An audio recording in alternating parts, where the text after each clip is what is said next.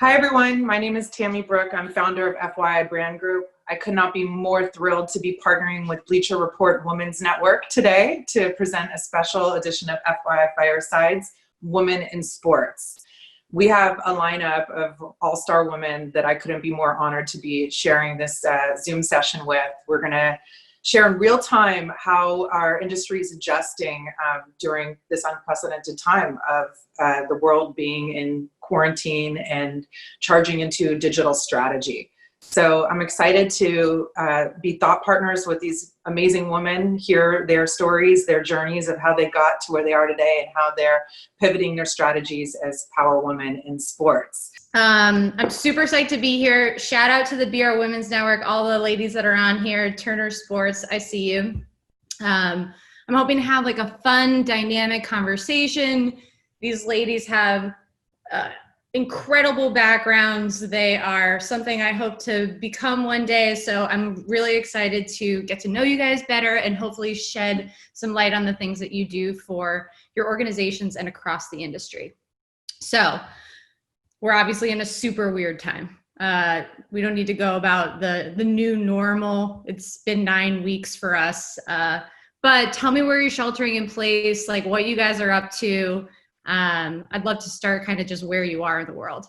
I know from my own personal experience, I've had to, staying connected to your team is like the obvious first step, right? How are we all going to maneuver through this and try to maintain as much of a connection virtually as we do physically? And then you realize, like in the process of doing that there are all of these other intangibles, right? There are people in our building and in our organization that I happen to have hallway conversations with, and we talk about restaurants and we talk about movies and we talk about TV shows, or the folks that I bump into, in the cafeteria at lunch who maybe aren't on my team that I don't work with directly, but are important people to me, to the organization, and to our culture. And what that means now is sort of making this very kind of intentional effort to set up time with them and reach out to them and not let 6 months go by where there are people that you normally have a quick hello or conversation with that you haven't even connected with at all. And so that's been something that's kind of, I think, worked itself into my daily practice or mindfulness, and people really appreciate it. There are people who are in roles that are unlike ours, that are social or digital, or are just more inclined to work virtually, that are trying to navigate this and understand how to contribute and still be perceived as valuable and as part of the larger whole. But if we as leaders don't kind of take the first step there, I think it's easy for some people to feel a little lost. So that's definitely something that's been on my mind in this process. But you mentioned Virtual Media Day. One of the things that we have done always with our players is to have content days and media days and grab tidbits from them. We basically took the model and just did it virtually. So our incredible content team literally scheduled meetings on Zoom just like this with all of our players. We use an app and a technology called Greenfly that we can send content back and forth with our players. And it's turned into weeks and weeks of a robust content series, sponsors coming on and partners activating. So it's forced us to really drive that innovation. Jen and my team did something together. We launched a brotherly love video that was all of the Philadephia teams coming together and just really celebrating the community. This has given us an opportunity to celebrate individuals who aren't athletes, who aren't your traditionally famous celebrities, but the nurses, the doctors, the grocery store workers, the folks on the front line. All 4 teams came together and celebrated that in Philadephia, which was pretty fun that Jen and I get to work together. Well, Katie's being humble. She really led that whole initiative. We just helped and contributed and partnered however we could. So I'm not going to let her get away with that one.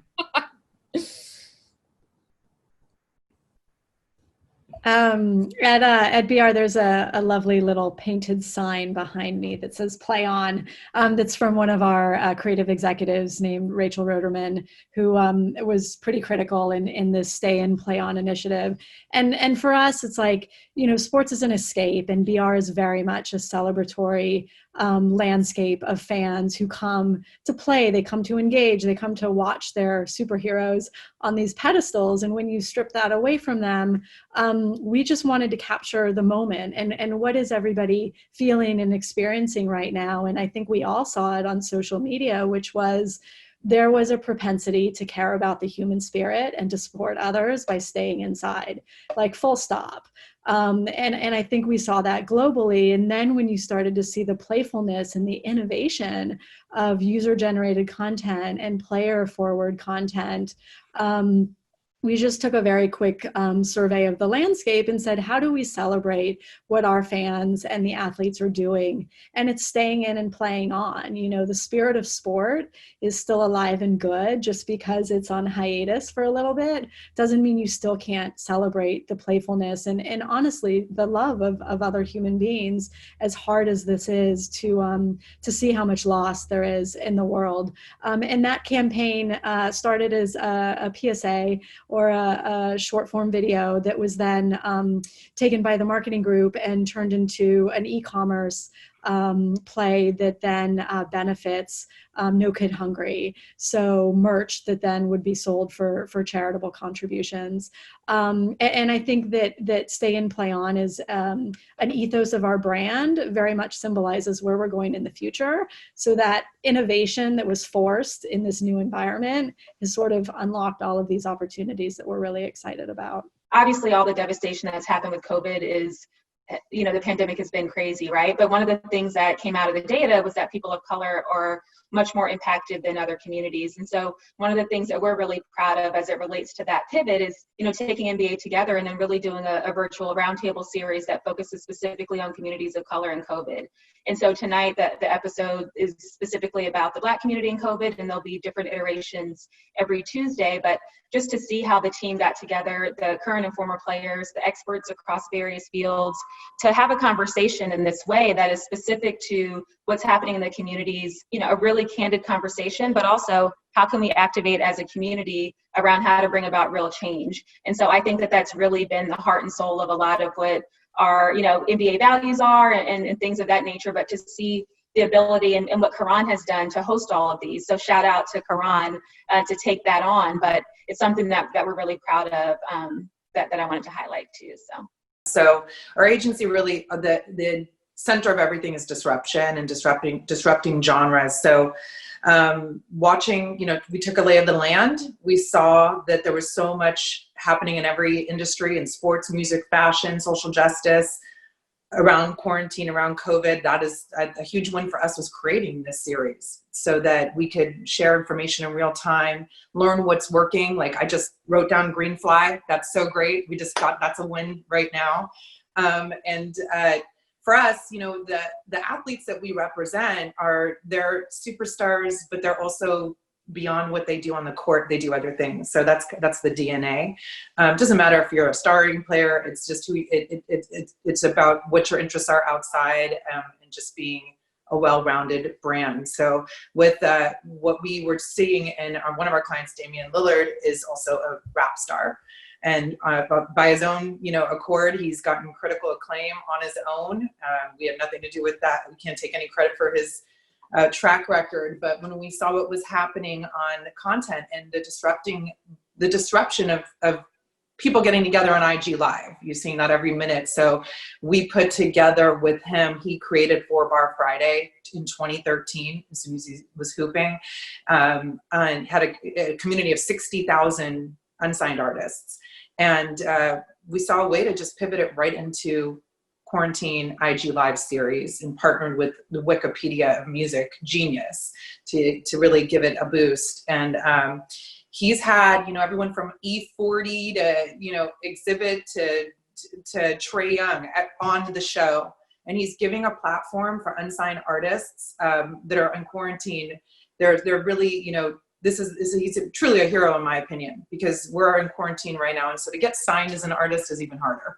So the fact that he's actually giving a platform to unsigned artists and giving them an outlet is just, I would truly see him as a hero. So that's going to be this Friday, shameless plug, 2 to 4 on his Instagram. It's going to be all females this week. So female rap battle. Damian Lillard's hosting it. And then our other client, Mo Harkless, who plays for the Knicks, he's an avid lover of art and art collector, and he loves wine. So we started a wine series, IG Live wine series, Wine Wednesdays. And we're working with outlets like Artsy, and Artsy is like a leading art institution, art platform, and they have a program for COVID called Art Keeps Going.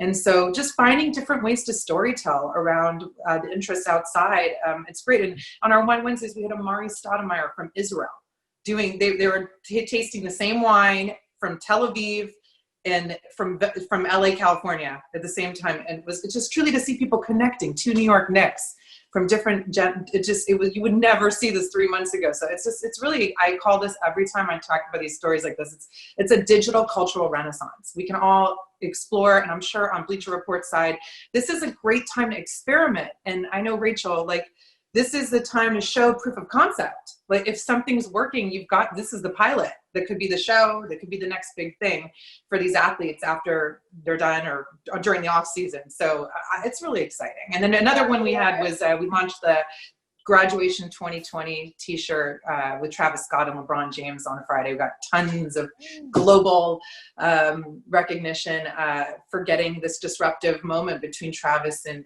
we rep Travis Scott, so Travis and LeBron, and it was a beautiful moment to see kids all over the country connecting again through music and sports. So there's a phrase going around now, that innovation in isolation, right? Because people are just sort of bored or home or have a microphone or have IG and say, let me just go live. But beautiful, really creative things are coming out of it. Club Quarantine with D Nice, right? Like, how easy was it?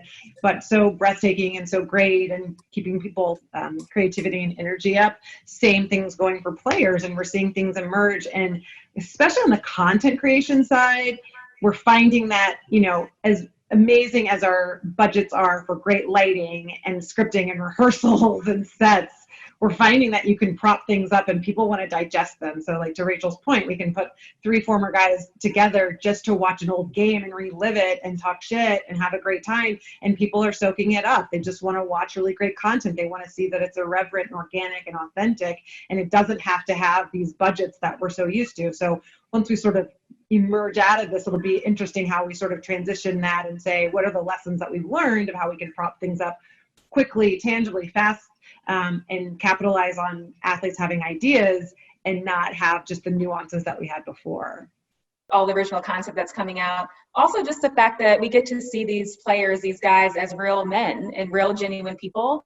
That's something that has come up so often, I'm sure across all of our leagues and all of our jobs, of how to showcase them in their natural habitat, right? So you guys put 3 former players together and you're able to see what that natural, authentic, organic connection looks like. And so I think that seeing that for sponsors and for everyone involved, like, you want to see their real personalities. It doesn't have to be so scripted. And so I look at that just coming from a player development side and helping these guys off the court. And I'm like, finally, who you are as a man gets to shine through above and beyond who you are as an athlete. So I just see that as such a beautiful thing.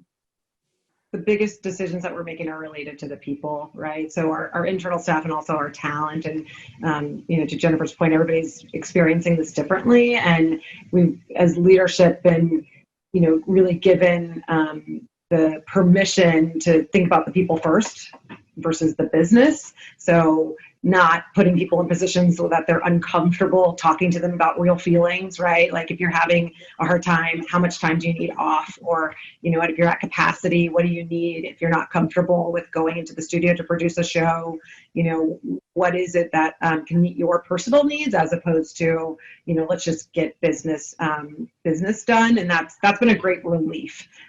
Everybody, from Jeff Zucker down to Lenny Daniels, has really pummeled that into us every single day as leaders. Like, go back to your team, tell them it's okay to take time off. It's okay to say, this is what I need, or to have screaming kids in the background. That's our new reality. So please give them the permission to take that. So that's been the biggest, those are the biggest decisions we are making. So then how do we, program people? How do we program the network around all of that, knowing that people are working at varying speeds?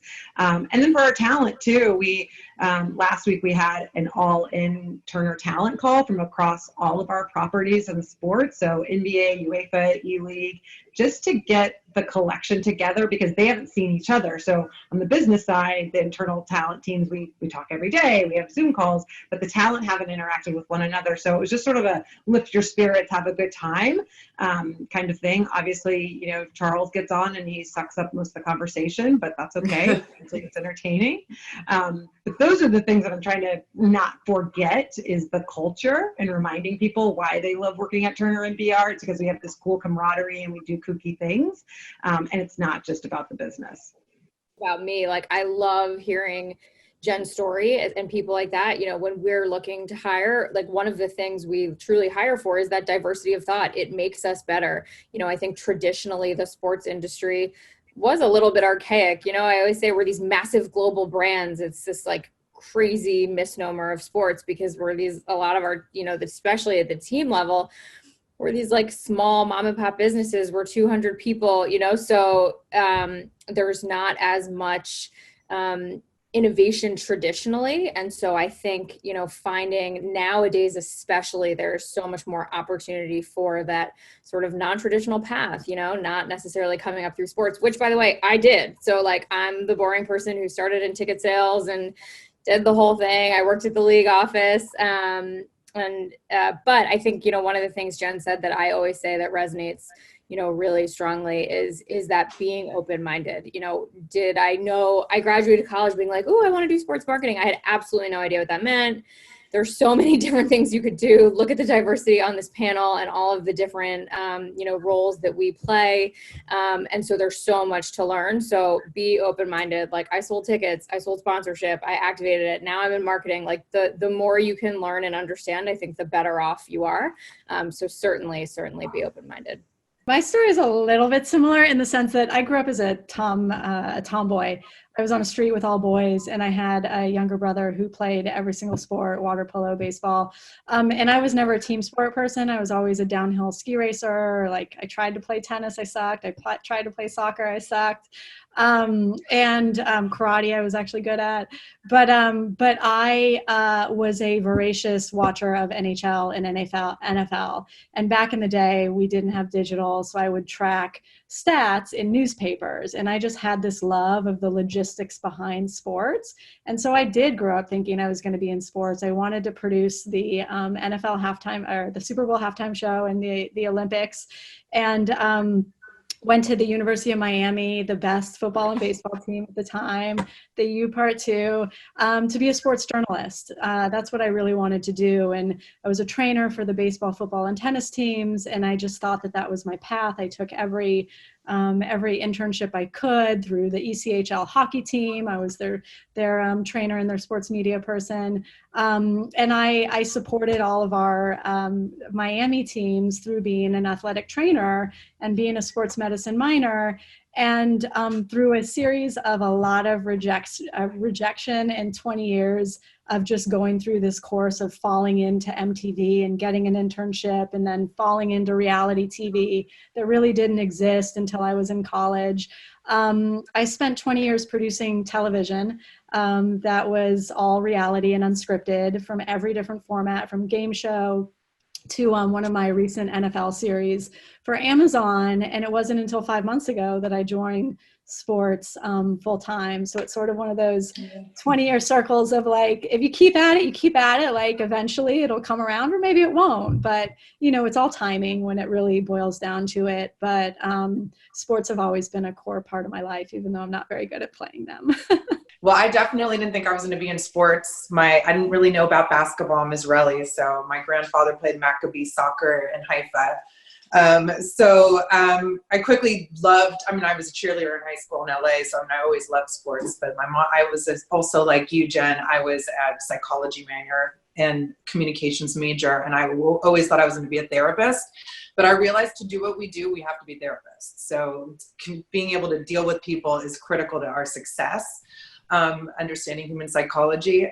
So when I started my company 10 years into it, it's a really funny story. I was working with entertainers, and I realized that what my calling was, it was very similar to you, Alexys. I'm a people person, and I want to help people that have a platform identify their brands, unlock their passions, and to really build sustainable brands for themselves outside of the obvious. Great, you can play basketball. Great, you can hold a microphone. Great, you can do all these things. What else can you do? Can you be an entrepreneur? Can you be a TV and film actor? What else can you do? So that, and social justice was always huge for me too. So knowing that I had clients like Khaled that have captive audiences, how can we lift and align with major social justice issues and affect the world? So doing that with athletes has been so rewarding. And 10 years into starting my company, I was doing primarily entertainment, and one of my best friends married Mike Tyson and said, I need you to rep my husband. So I figured it out in 2009, and we worked with Discovery, we did Taking on Tyson, we did, because I already knew television and film, I knew that space. And working with, at the time, one of the 20 most famous people in the world statistically was a lot of leverage and excitement. I was able to get people on the phone that I never thought I would ever speak to, and meet Oprah a few times and spent a lot of quality time. We did the Evander Holyfield makeup on Oprah with me.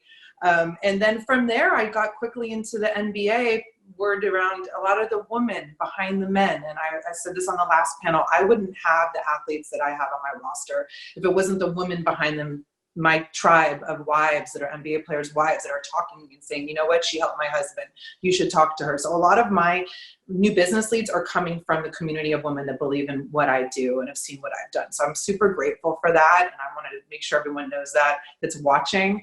It's all about celebration, Tyger. So from there, a wife told Chris Bosh about me, and I did the big 3 run for, 2 championships, and was able to work then with Russell Westbrook. That was an incredible journey, helping him to really amplify his brand as a fashion icon and many other things. And so this is just, I've worked with a lot of great NBA stars, and Odell Beckham, working because word travels. So it was able to help Russell with the fashion. And then when Odell was with the Giants, there was a huge opportunity to pivot him into fashion. So really being a thought partner and creating these moments and the content around it and the storytelling and really creating a narrative to turn into a viable brand. So that's, I'm sharing that to inspire that. I definitely did not think I was going to be in sports, but I love it so much. I love the competitiveness about it.